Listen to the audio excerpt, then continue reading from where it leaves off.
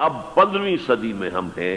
اب ایک بات میں کہہ رہا ہوں اور وہ میری ذاتی رائے ہے، گمان، اندازہ، اس میں مجھ سے اختلاف کرنے کا ہر ایک کو حق ہے۔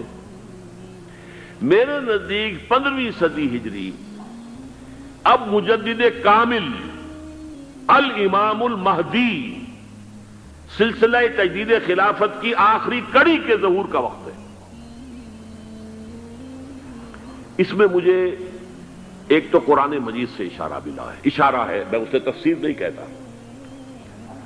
میرے نزدیک قرآن مجید میں چند آیتیں سورہ مدثر کی اور چند آیتیں سورہ انشقاق کی بڑی عجیب ہے۔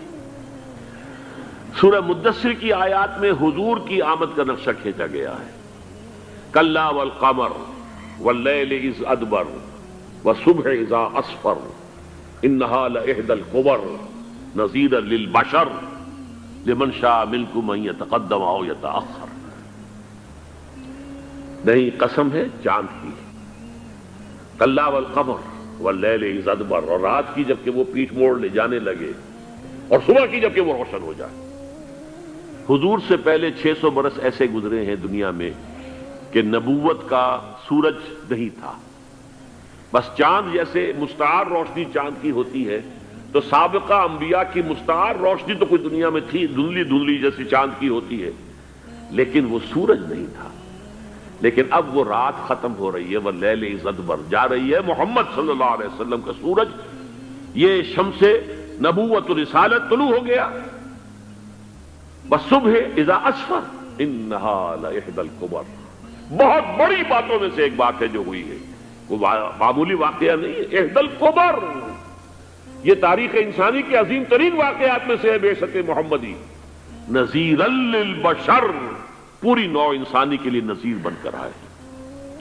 یہ تو ہے حضور کا معاملہ، لیکن اب جو معاملہ ہونا ہے دوبارہ، اس لیے کہ خلافت علی منہاج النبوت دوبارہ اب قائم ہوگی انشاءاللہ۔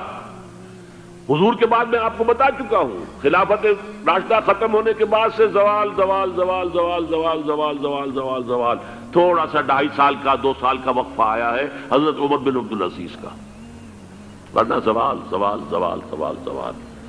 اگرچہ اس زوال کو 1000 سال لگے ہیں، یہ عمارت جو محمد نے بنائی تھی ایک دن میں نہیں گر گئی صلی اللہ علیہ وسلم، کھنڈر بتا رہے ہیں عمارت عظیم تھی، 1000 سال کے بعد پھر یورپ کے سیلاب نے آ کر اس کو گرایا ہے اور ختم کیا ہے، ورنہ 1000 سال تک سطوت و شوکت کے ساتھ امت مسلمہ تو موجود رہی ہے، چاہے اسلام جو ہے وہ حکومت کی سطح پر موجود نہیں تھا۔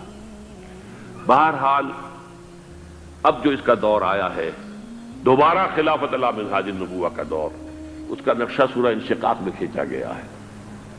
فلا اقسم بالشفق، اب دیکھیے سورج غروب ہو گیا، حضور کی بعثت کے وقت وہ سورج رسالت طلوع ہوا تھا، اب وہ سورج غروب ہو چکا ہے۔ سورج کے غروب ہونے کے بعد صرف روشنی رہ جاتی ہے شفق کی، سرخ سی، بس وہی باقی رہ گئی، اور باقی کیا رہ گیا؟ بدا الاسلام غریبا ویسعود کما بدا فطوبی للغرباء، فلا اقسم بالشفق واللیل وما وسق، رات کی سی تاریکی ہے اور جو کچھ اس نے اپنے اندر جمع کر لیا ہے، والقمر اذا اتسق، اور قسم ہے چاند کی جبکہ وہ بھر جائے، پورا بھرتا ہے کتنے دنوں میں؟ 14 دن میں۔ اور 14 صدیوں کے بعد اب پہلی صدی کا جس نے کہ تجدید کامل کی عمر بن عبدالعزیز، 14 صدیوں کے بعد اب 15ویں صدی میں الامام المہدی کے ظہور کا وقت قریب ہے۔ اب جو کچھ مجھے حضرت امام المہدی کے بارے میں کہنا ہے، دوبارہ اپنی بات دہرا رہا ہوں، یہ میرا ذاتی گمان ہے، اختلاف کیا جا سکتا ہے۔ میرا گمان یہ ہے کہ یہ اب جو مجدد آئیں گے وہ حضرت مہدی ہوں گے۔ پہلی بات تو یہ جان لیجئے کہ مہدی 2 ہیں، ایک شیعوں کے مہدی، ایک سنیوں کے مہدی، ان میں بڑا فرق ہے۔ شیعہ حضرات مہدی کو مانتے ہیں، وہ ان کے 12ویں امام ہیں، ان کے عقیدے کے مطابق انہیں پیدا ہونے کے فوراً بعد اس اندیشے سے کہ انہیں قتل کر دیا جائے گا ایک غار میں چھپا دیا گیا تھا۔ تقریباً 1200 برس سے وہ اس غار کے اندر ہیں، وہ روپوش ہیں، چھپے ہوئے ہیں، اسی لیے انہیں امام غائب کہا جاتا ہے، اور اب ان کا انتظار ہو رہا ہے، اس لیے انہیں امام منتظر بھی کہا جاتا ہے۔ اس لیے شیعوں کے دارالعلوم جو ہوتے ہیں دارالعلوم المنتظر، وہ اس لیے کہ ان کا انتظار کیا جا رہا ہے۔ تو یہ ہے، اب وہ ان کا خیال ہے کہ آخری دور میں، آخری زمانے میں وہ ظاہر ہو جائیں گے، غار سے نکل آئیں گے۔ دیکھیے، میں اس عقیدے کو اس بنا پر رد نہیں کرتا کہ یہ ناممکن ہے کہ کیسے کوئی شخص جو ہے 1200 برس تک کسی غار کے اندر زندہ رہ سکتا ہے، نہیں، میں سمجھتا ہوں ممکن ہے۔ 300 برس تک اصحاب کہف رہے کہ نہیں رہے؟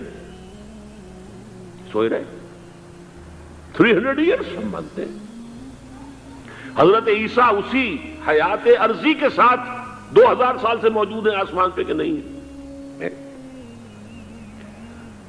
آپ کو معلوم ہے حضرت عزیر 100 برس تک مرنے کے بعد دوبارہ زندہ کر دیے گئے۔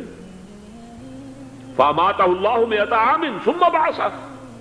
تو ناممکنات میں سے کوئی سوال پیدا نہیں ہوتا، لیکن یہ کہ آیا کوئی امامت معصومہ کا تصور قرآن اور حدیث سے ہمیں ملتا ہے؟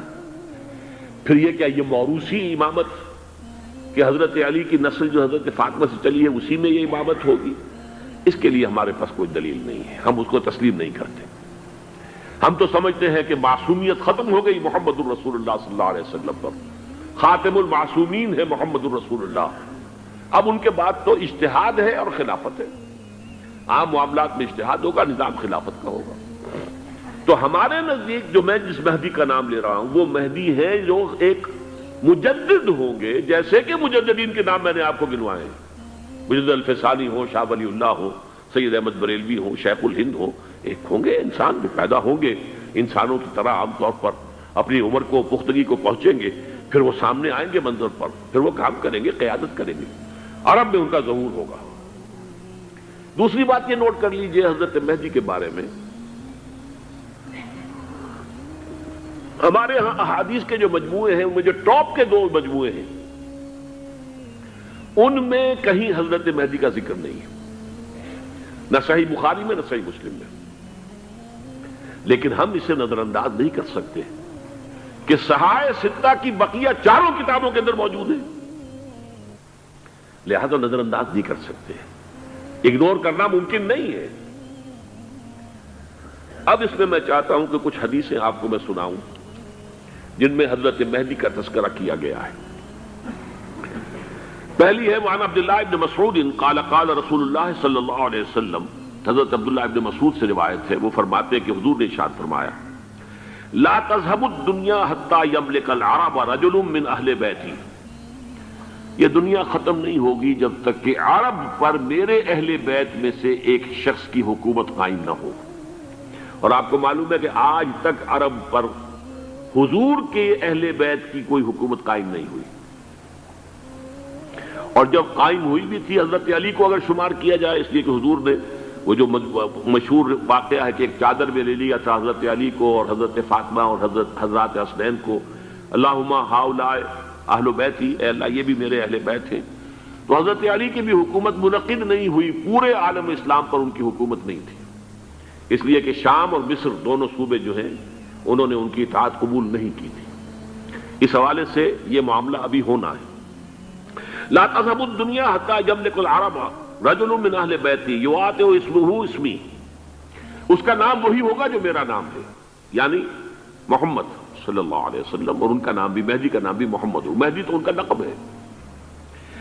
یہ ترمذی میں بھی ہے، ابو داؤد میں بھی ہے، سنن ابی داؤد، جامع ترمذی، بلکہ ابو داؤد میں ایک اور روایت ہے، قال، حضور نے فرمایا لو لم يبقى من الدنيا الا يوم، اگر دنیا کی زندگی میں سے کچھ بھی نہ بچے سوائے ایک دن کے، لطول اللہ تعالی ذلك اليوم، تو اللہ تعالیٰ اس دن کو لمبا کر دے گا، حتی یبعث فیہ رجلا منی، یہاں تک کہ میرے خاندان میں سے ایک شخص کو اٹھائے گا، من اہل بیتی، میرے اہل بیت میں سے، یواطئ اسمہ اسمی و اسم ابی ہے اسم ابی، جس کا نام میرے نام پر ہوگا، جس کے والد کا نام میرے والد کے نام پر ہوگا، محمد ابن عبداللہ ان کا نام ہوگا، اور وہ یملأ الارض قسطا وعدلا کما ملئت ظلما وجورا، وہ سرزمین عرب کو عدل اور انصاف سے اسی طرح بھر دیں گے جیسے کہ وہ ظلم اور زیادتی سے بھر چکی ہوگی۔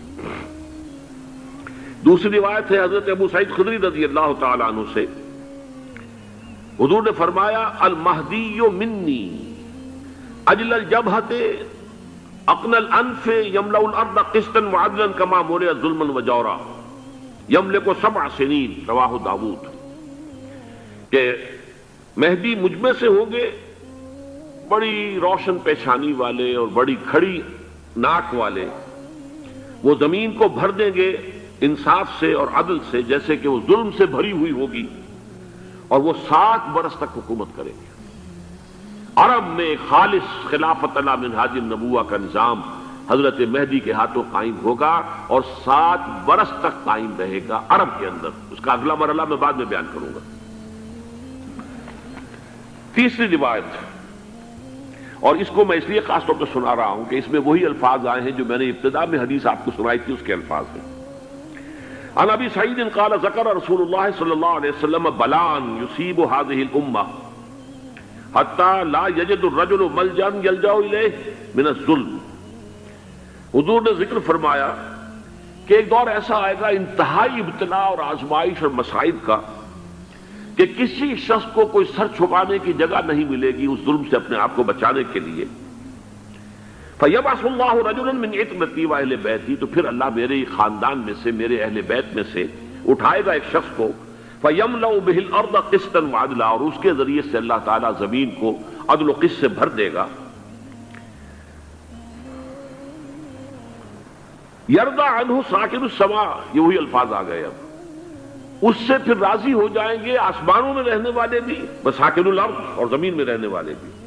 لا تدع السماء من قطرها شيئا الا ثبته، آسمان اپنا ایک قطرہ بھی نہیں روکے گا مگر یہ کہ اس کو زمین کے اوپر نثار کر دے گا، بارش کی شکل میں گرا دے گا۔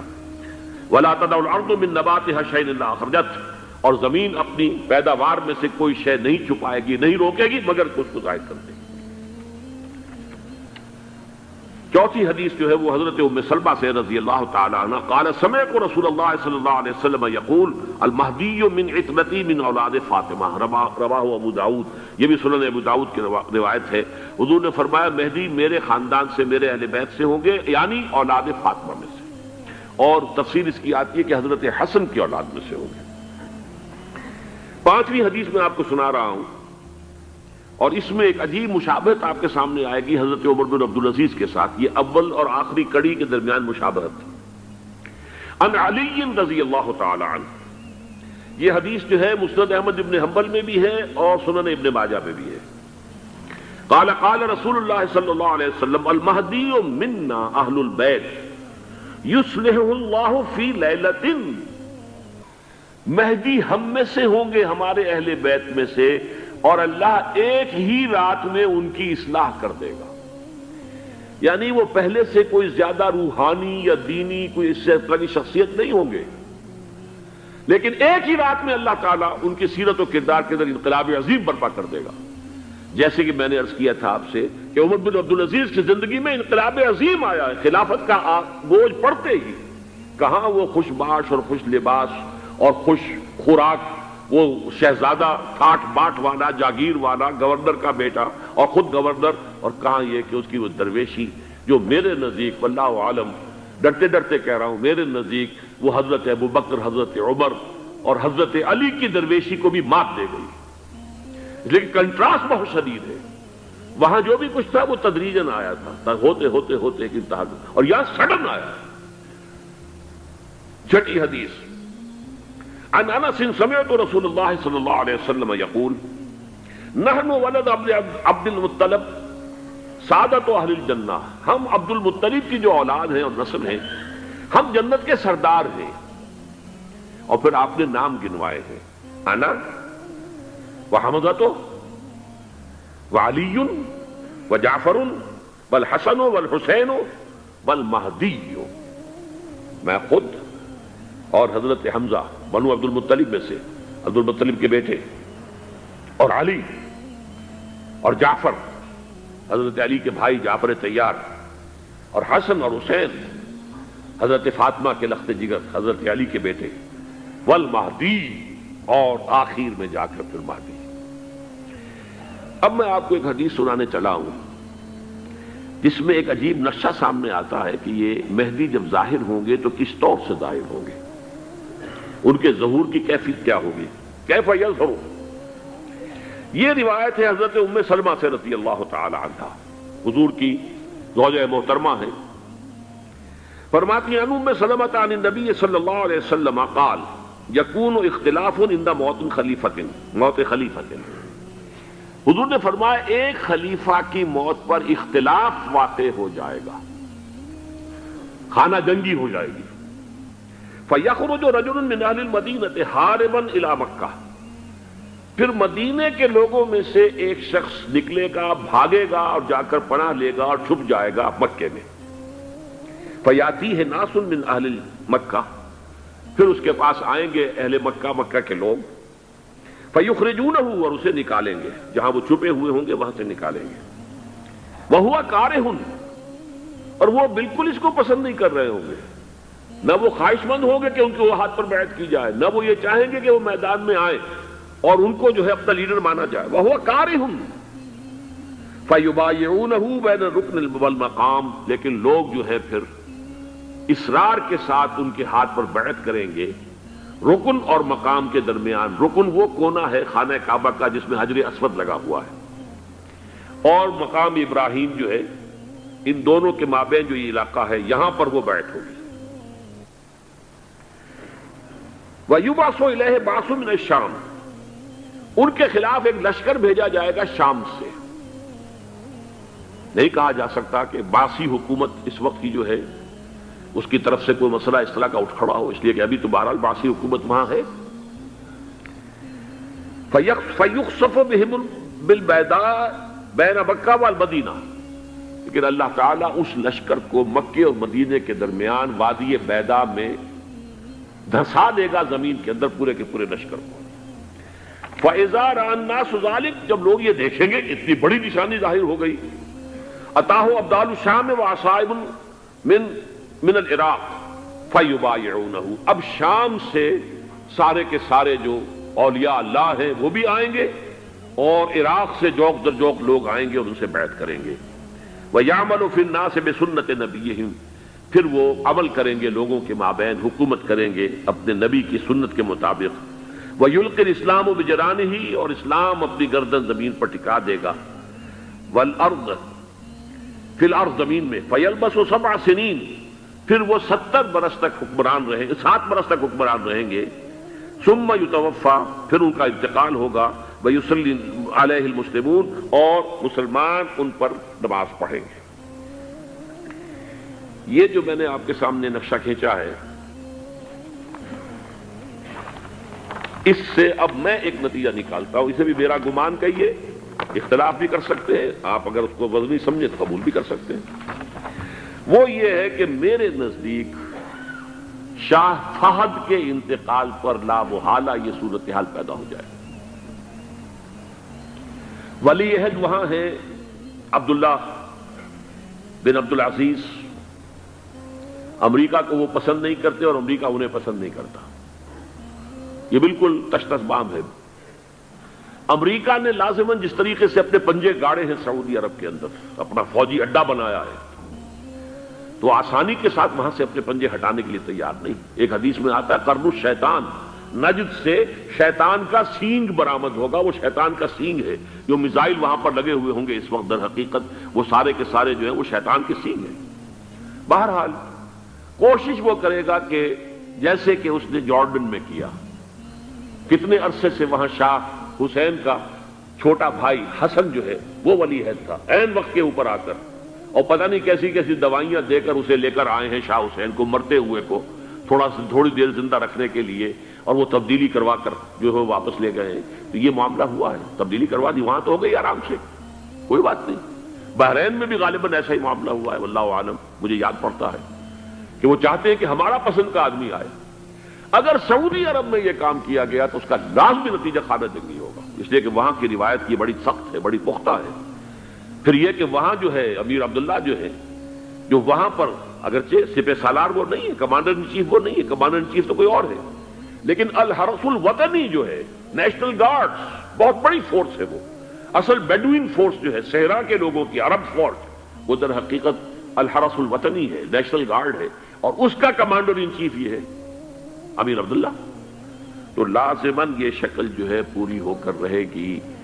جیسے ہی یہ معاملہ ہوا شاہ فہد کے انتقال کا تو یہ اختلاف ہوگا، خانہ جنگی ہوگی. پھر کوئی اللہ کا بندہ جو ہوگا، میرے نزدیک، میں آج سے کوئی 6-7 سال پہلے سالانہ اجتماع تھا تنظیم اسلامی کا راولپنڈی میں، میں نے اس وقت وہاں کہا تھا، اس سے ذرا اخبارات میں بھی کچھ وہ کنٹروورسی آئی تھی کہ میرے نزدیک امام مہدی پیدا ہو چکے ہیں، ان کے ظہور کا وقت قریب ہے. اور اس کی تھوڑی سی بات میں مجھے معلوم ہوا کہ جین ڈکسن غالباً نام ہے امریکن اس کا، جس نے یہ پیشن کوئی خبر دی تھی کہ 1962 میں عالم عرب میں ایک بچہ پیدا ہوا ہے کہ جو وہاں کا نقشہ بدل کر رکھ دے گا. یہ جین ڈکسن کی غالباً پیشن گوئی ہے. بہرحال مجھے اس کی پیشن گوئی سے کوئی دلچسپی نہیں ہے. میں تو جو احوال دیکھ رہا ہوں، یعنی اسرائیل کا قائم ہو جانا، اور اس کے بعد اب یروشلم کا مسلمانوں کے ہاتھوں سے نکل جانا، اور اب گویا کہ وہ الملحمۃ العظمیٰ جو ہے تلی کھڑی ہے، کسی بھی وقت جو ہے یہ جو ہے وہ لاوا پھٹ سکتا ہے، آتش فشاں پھٹ سکتا ہے. تو یہ تمام حالات ایسے ہیں کہ جن کی وجہ سے میں سمجھتا ہوں کہ ایک تو جو قرآن مجید کے اشارات میں نے آپ کو بتائے، 14 صدیاں 14 دن میں چاند کا پورا ہونا، والقمر اذا اتسق، 14 دن میں 14ویں کا چاند. اسی طرح اب یہ 14 صدیوں کے بعد یہ صدی جو 15ویں صدی ہے، یہ در حقیقت ظہور امام مہدی کی صدی ہے. لیکن یہ کہ امام مہدی کی حکومت قائم کرنے کے لیے کون لوگ آئیں گے؟ عرب جو ہیں وہ اندر سے کھوکھلے ہو چکے ہیں. عیاشی نے، دولت نے، پیسے نے، دولت، پیسہ، عیاشی، اس کی وجہ سے کھوکھلے ہو چکے ہیں. یہاں میں آپ کو 2 حدیثیں سنانا چاہتا ہوں.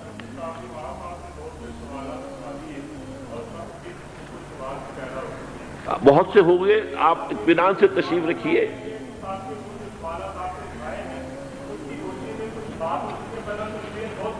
بہت ہوگی، بات ہوگی، آپ اس طرح صبر سے سن لیجئے. میں اب تقریباً اپنی گفتگو کے اختتام تک پہنچ رہا ہوں.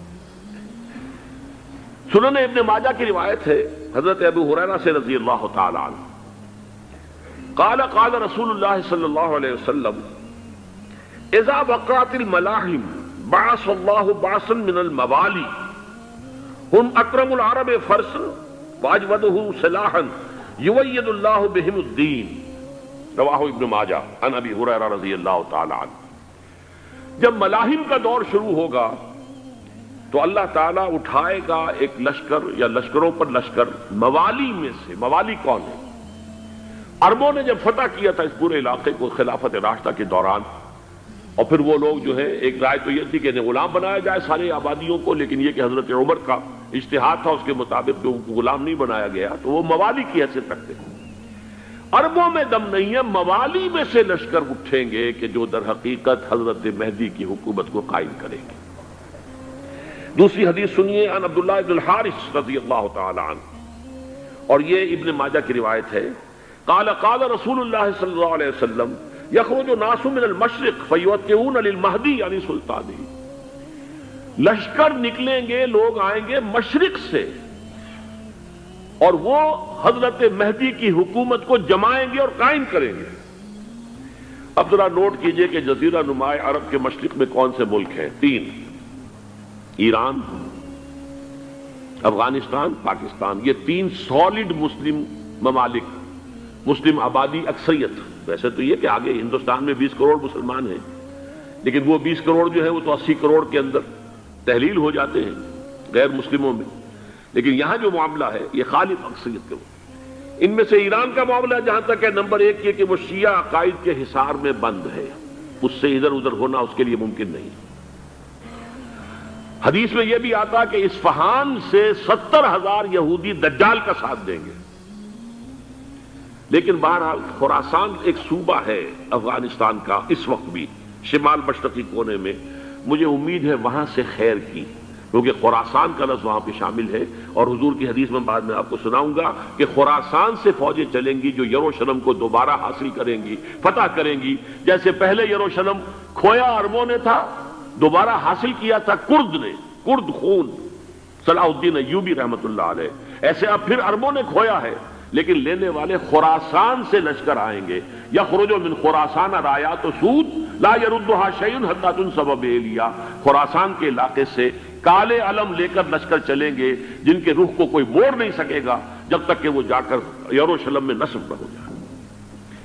اس کے بعد نام آتا ہے پاکستان کا. یہ ہے میری اور آپ کی داستان، اور یہ ہے سبب جس کی وجہ سے کہ میں آپ سے یہ گفتگو کر رہا ہوں.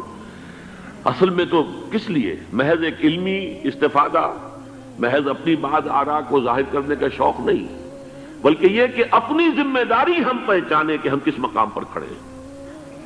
دیکھیے، اس پاکستان کے بارے میں یا ہندوستان کے بارے میں علامہ اقبال نے کہا تھا اپنے ترانہ ملی میں، میرے عرب کو آئی ٹھنڈی ہوا جہاں سے، میرا وطن وہی ہے، میرا وطن وہی ہے.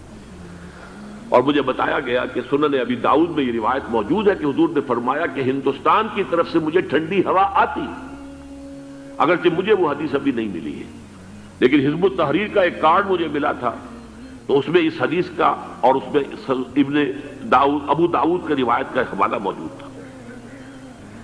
لیکن میں جو چیز آپ کو بتا چکا ہوں وہ یہ کہ الف ثانی کا پورا تجدیدی کارنامہ اس ہندوستان کی سرزمین میں ہوا. مجدد الف ثانی شیخ احمد سرندی، شاہ ولی اللہ دہلوی، سید احمد بریلوی، وہ تو ہمارے پاکستان میں آ کر جو ہے ان کا خون جذب ہوا ارض پاکستان میں. پھر شیخ الہند مولانا محمود حسن. تحریک خلافت چلی تو صرف ہندوستان میں چلی اور کہیں نہیں چلی. آزادی کی تحریک چلی پوری دنیا میں، وہ نیشنلزم کی بنیاد پر چلی، ملے نیشنلزم، عرب نیشنلزم، ترک نیشنلزم. ہمارے ہاں چلی تو اسلام کے نام پر پاکستان کا مطلب کیا؟ لا الہ الا اللہ. پھر پاکستان قائم ہوا معجزے کے طور پر، بلکہ نازل ہوا ہے لیلۃ القدر میں. انا انزلناہ فی لیلۃ القدر، جیسے قرآن نازل ہوا لیلۃ القدر میں، یہ پاکستان بھی نازل ہوا لیلۃ القدر میں. اس کا برقرار رہنا ابھی تک معجزہ ہے. ہندو یہ سمجھتا تھا، کانگریس سمجھتی تھی کہ جھٹپٹ ختم ہو جائے گا. پھر یہ کہ اس کا قرارداد مقاصد کا پاس ہو جانا، مزید بھی اور اضافی دفعات دستور میں آ جانا، اب کمرشل انٹرسٹ کو ربا قرار دے کر حرام قرار دینا، یہ سارے لینڈ مارکس ہیں کہ جو اشارہ کر رہے ہیں کسی چیز کی طرف، معاملہ کدھر جا رہا ہے. پھر یہ کہ یہ جو 14ویں صدی کے مجدد تھے شیخ الہند، اس کے بعد سے کچھ ایسی شخصیتیں عظیم پیدا ہوئی ہیں ہند میں جن کو میں سمجھتا ہوں کہ 14ویں صدی کے مجدد اور 15ویں صدی کے مجدد کے درمیان، یہ 15ویں صدی کے مجدد کی راہ کو سیدھا کرنے والے، جیسے کہ حضرت یحییٰ نے کہا تھا میں تو آنے والے کا راستہ سیدھا کر رہا ہوں حضرت عیسیٰ کے لیے، ایسے ہی 15ویں صدی کے لیے امام مہدی کے لیے راستہ صاف کرنے والے سب سے پہلے علامہ اقبال، جنہوں نے اسلام کا تصور دین کی حیثیت سے دوبارہ زندہ کیا ہے، ورنہ اسلام ایک مذہب کی شکل اختیار کر چکا تھا. پھر مولانا مودودی، مولانا ابوالکلام آزاد حکومت الہیہ کے نعرے کے ساتھ میدان میں آئے. یہ اقبال نے جو تصور پیش کیا تھا اس پر عملی جد و جہد کے لیے حزب اللہ قائم ہوئی.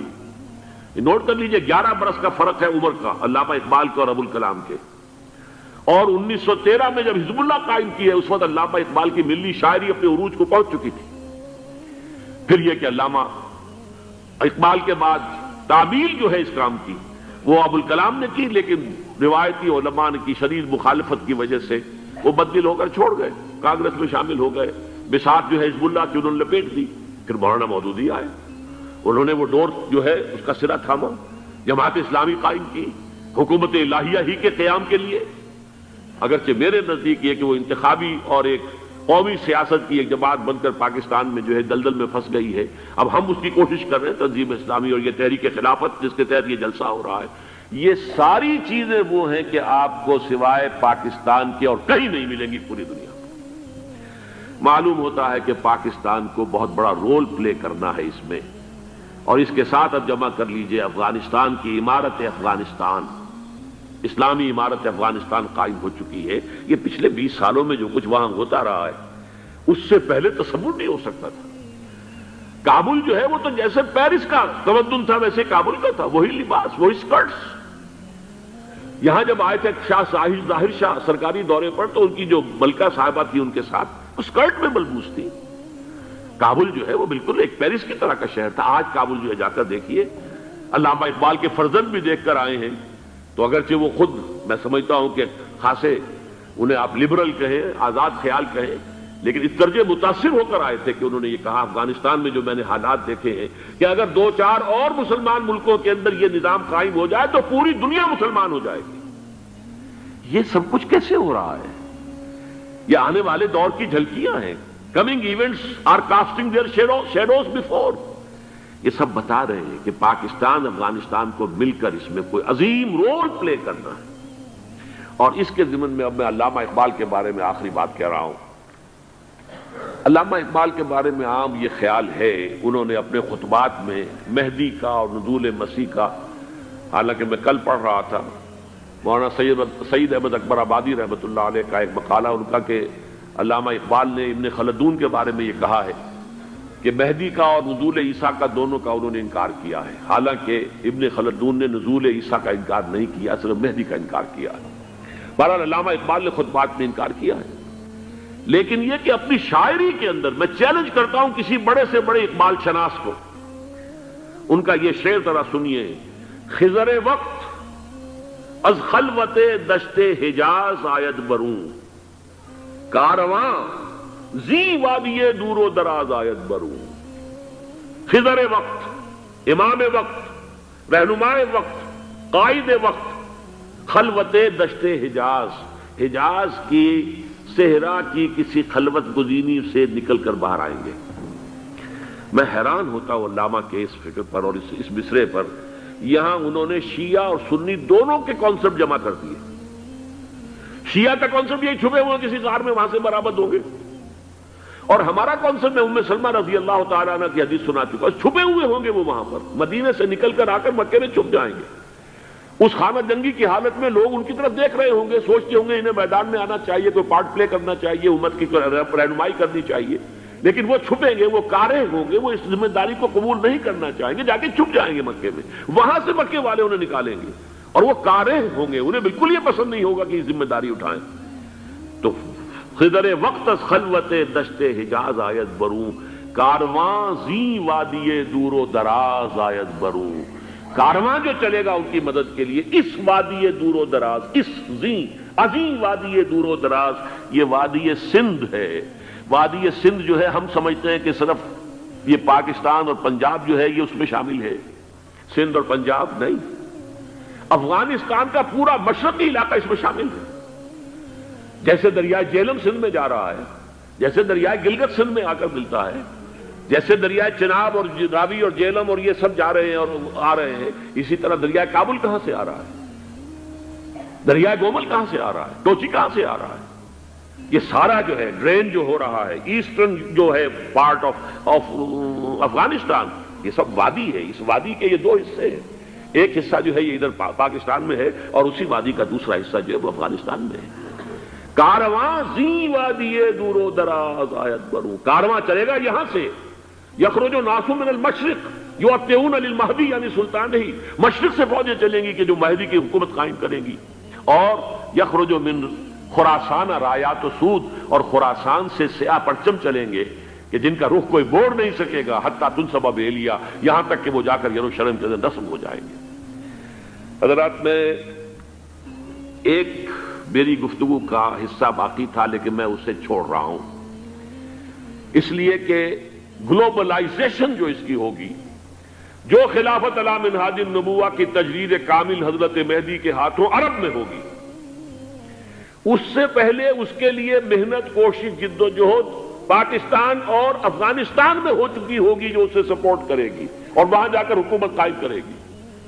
اس کے بعد گلوبلائزیشن کا جو مرحلہ اس کا ہے وہ حضرت مہدی کے ہاتھوں نہیں ہے، وہ حضرت عیسیٰ ابن مریم ان کے نزول کے بعد ہے، جن کے نزول کے بعد دجال کا خاتمہ ہوگا اور یہودیوں کا استحصال ہوگا، مسلمانوں پر بھی بڑی تکالیف عربوں پر آئیں گی، شدائد آئیں گے، لیکن یہ وہ میں حصہ جو اپنی گفتگو کا آج چھوڑ رہا ہوں اس لیے کہ میں دیکھ رہا ہوں کہ بعض حضرات کا صبر کا پیمانہ اب لبریز ہو رہا ہے، تو میں اس حصے کو پھر ملتوی رکھتا ہوں کسی دوسری محفل اور کسی دوسری مجلس اور نشست پر۔